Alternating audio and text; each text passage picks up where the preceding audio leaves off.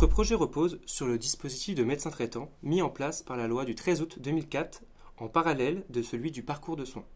L'objectif de cette réforme était de placer le médecin traitant au cœur du suivi et de l'orientation du patient tout au long de son parcours de soins. Nous sommes aujourd'hui à une étape clé de cette réforme, moment de bilan et d'état des lieux qui doivent permettre de mener une nouvelle réflexion sur ce dispositif. Force est de constater que l'ensemble des objectifs fixés par la loi de 2004 n'ont pas été atteints. Compte tenu des évolutions démographiques, populationnelles ou médicales, ou encore de l'augmentation des pathologies chroniques ou du vieillissement de la population qui viennent demander une nouvelle prise en charge des patients.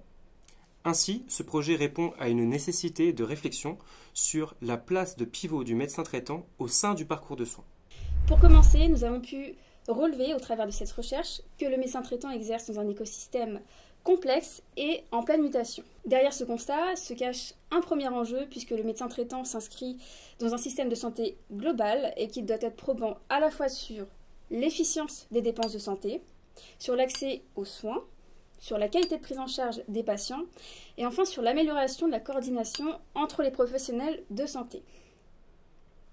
Si la réforme de 2004 et des mesures complémentaires ont permis d'apporter des premiers éléments de réponse, des actions restent toutefois à mener sur des enjeux qui persistent et qui portent notamment sur le contenu d'activité du médecin traitant en lui-même, dans un contexte de diminution du temps consacré aux soins, mais également sur l'importance du collectif, notamment au travers des formations, et enfin sur l'aspect coordination, le pilotage et la gouvernance qui restent à repenser. Nous proposons tout d'abord l'ajustement des paramètres du modèle existant.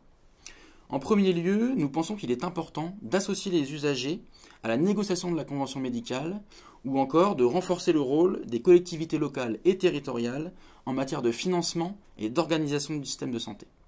S'agissant de la formation des médecins, qu'elle soit initiale ou continue, nous pensons qu'il est important de l'adapter aux nouveaux enjeux de santé.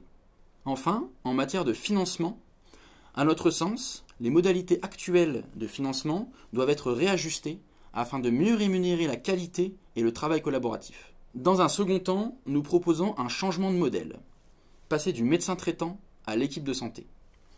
L'équipe de santé, qu'est-ce que c'est? C'est une équipe multidisciplinaire qui ne se concentre pas uniquement sur le volet soins, mais qui va également dispenser de la prévention, de l'éducation thérapeutique ou encore de l'accompagnement social.